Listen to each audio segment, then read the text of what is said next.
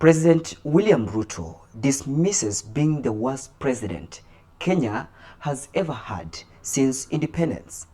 During his media interviews with different media outlets, including CNN in New York City, during United Nations General Assembly, Ruto says he is the best president and he will remain the best president Kenya has ever had.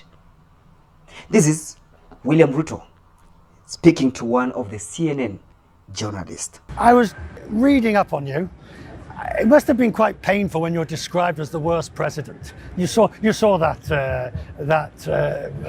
There is all manner of stories all over as to. How did you take that? I also saw one saying that Nairobi is the capital of Africa. Now, Uncle Ruto have dodged this question, and for a matter of fact, let's tell Uncle Ruto that it's not Nairobi the capital of Africa. It is Kenya the capital of Africa.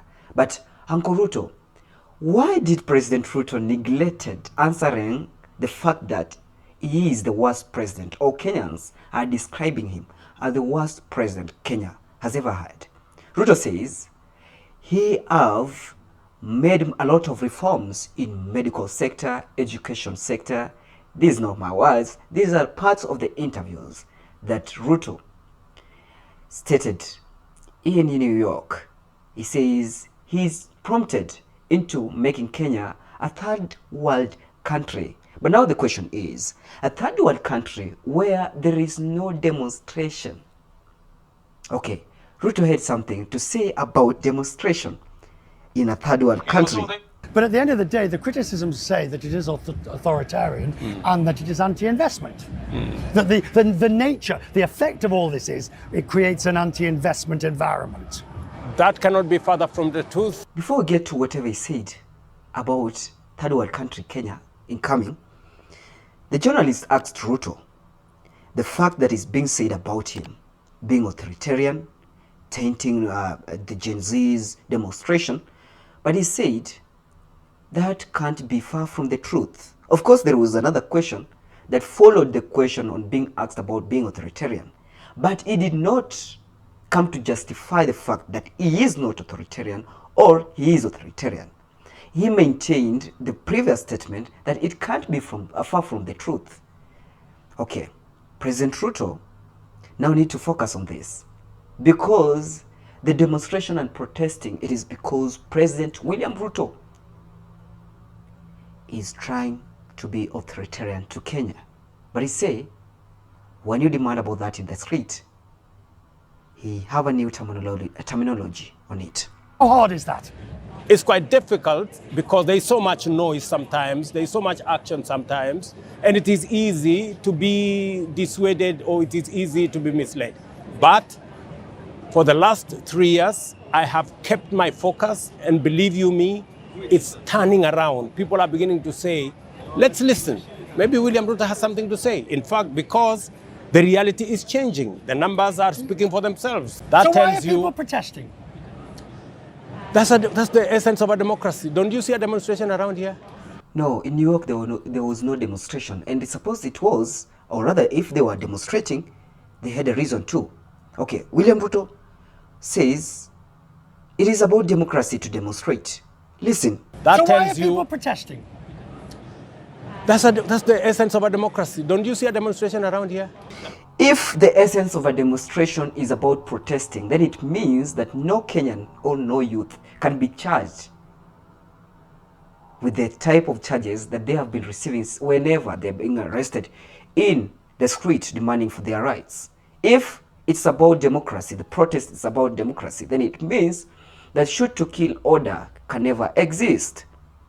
If the right to protest is democracy, then it means that the government should be listening to each and every individual, Gen Z, oldies, and people having their right to speak up for what they are into. That is democracy. It is about the power and the people.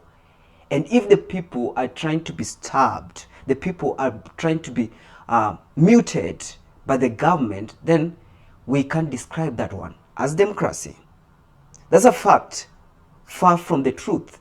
And now the fact is not yet told by President William Ruto in these media outlets. Ruto made essence and spoke out, not just in CNN, but different outlets, as I have mentioned, as he forgot to speak about the fact and the reality that is happening in the country. And that's the question that Kenyans are imposing on. Like, for example, recently, or a few days ago, there are soldiers in Haiti and one was killed. And his body arrived in Kenya, just as I've mentioned, 2 days ago. And this is after longest duration on demands by the family to know exactly where the body is or where their son is. And the government said he is safe. Now, while asked about his soldiers in Haiti, Ruto had much to share with you. Do you regret getting involved and offering to lead the multinational force in Haiti? Bearing in mind, I mean, when you're complaining about old cars, second-hand cars, and that really, that comment, I'm not sure whether you realised it was going to sort of take off as it did, but you regret leading that? I will never regret. Oh, President Ruto, you will never regret sending the troops to Haiti. This is the according to statement that or the answer that he've just given out. Okay, dear dad and dear mother, your sons and daughters are safe. Maybe the president has a reason why he can't regret. In the first place, Kenya came into Haiti out of solidarity, because that is the essence of the United Nations. It's the other side of the world. That is the belief we have as a nation, that we have been across the world many times. This is not the first time we are going across the world for peace efforts. We've done this in Kosovo. Oh, the example. Of course, amani ni nguvu yetu kusimamia wa Kenya siku zote na daima. Okay, let's take this. President Ruto is giving us examples that Kenya mission or soldiers have brought peace in. But now in Haiti, there is much that is being said by Kenyans outside here, especially after the recent incident involving the soldier, the police officer, that his body arrived in the country. And you've heard about that, you've been told, and you've read from the media outlets.